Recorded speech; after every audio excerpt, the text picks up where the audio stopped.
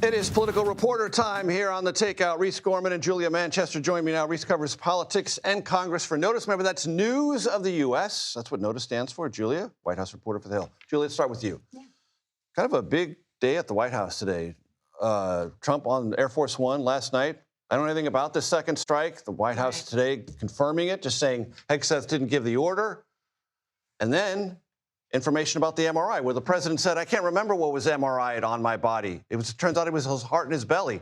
Kind of memorable, it seems to me. Absolutely, absolutely. I mean, big news day when it comes to foreign policy. Just to start out with, obviously, the Venezuela strikes have really shaken Washington, particularly when it comes to who's to blame for this. And one thing that the White House has been having to deal with is some fallout from Republicans on Capitol Hill. And I think there has been some criticism, not a ton, but some from his, pro-MAGA base that this might be, stepping out of line from the America First principles that his party stands for. So I think there's certainly been back and forth on that, and that story is not going away. But the story about his health is also not going away as well. I mean, he's almost 80 years old, and we see this question repeatedly asked on, to him on Air Force One and briefings, and accumulated with him essentially the White House having to put out a memo from his doctor saying he was in, quote, excellent cardiovascular and overall health. There you go. Reese, what is your take on the 7th Congressional District in Tennessee and the special election tomorrow?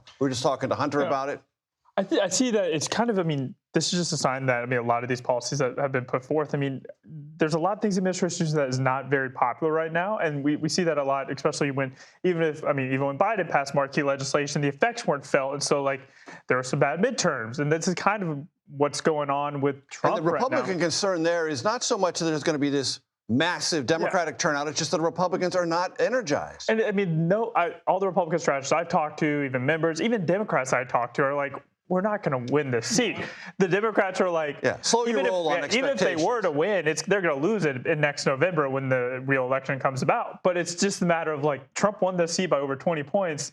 And if Matt Van Epps was to win by 5, 6, anything less than 10 would be catastrophic just for, it'd be a win, but it would be the headlines and everything, the messaging around that would be very bad for Republicans. And Julia, there's already been a lot of Republicans saying they're not going to seek re-election. Troy Nehls announced that over the weekend. Yeah. And guess who said, I'm going to run? His exact twin brother. I don't know. The control room, I don't know if we have pictures or whatever. The exact...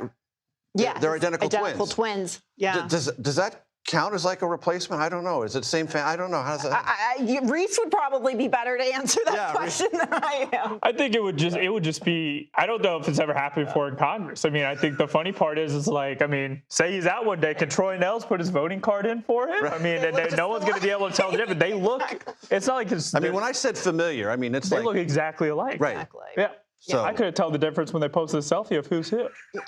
I do think, though, when it comes... But he does have to go through the process, the primary and all that sort of stuff, and prove himself and become the nominee, et cetera, et cetera. But at least from a Troy Nehls, I'm retiring from Congress perspective, he's got the inside track, his identical twin brother.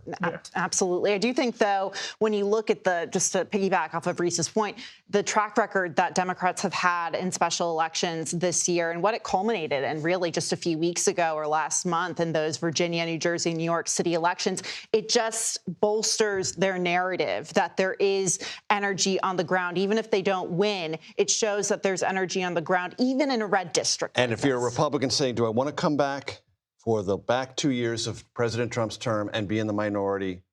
Maybe not. Doesn't sound very attractive. Nobody likes being in the minority. I think I'm talking to Republicans. I was talking to members today, just before I came in here, that they were even expressing just the idea of being in the minority is not fun for them. It's just not even being in it, just be we could be a minority. And they're having a harder and harder time clinging to the approved talking points from the Speaker's office that they're going to hold the majority. Yeah, definitely having a harder time, but also it's just they're not having as much fun. A majority is usually a good time, but it's just a lot of members feel like they're not getting content. In your conversations today, Reese, what was the topicality, if any, of extending Obamacare tax credits that are due to expire December 31st? There are a handful of Republicans that do want to do this, but it's very few and in between. I think enough to sign a discharge petition to force it on the floor?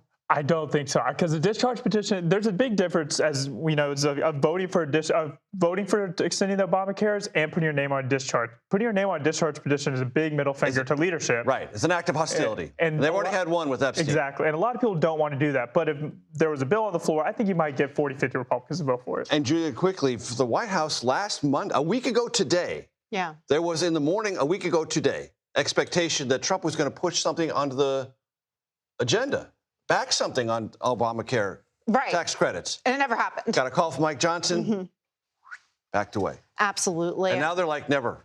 Forget it. Never. I mean, I think there's this trepidation when it comes to health care, particularly from the White House. I mean, this is something the administration, or I shouldn't say the administration, Trump has dealt with during his first term in the efforts to kill Obamacare. There just has never been a physical, tangible, replacement for it. No. The technical term for that is a political hot stove moment. He had it and he doesn't want to have another. Reese, Julia, thanks so much. I appreciate it.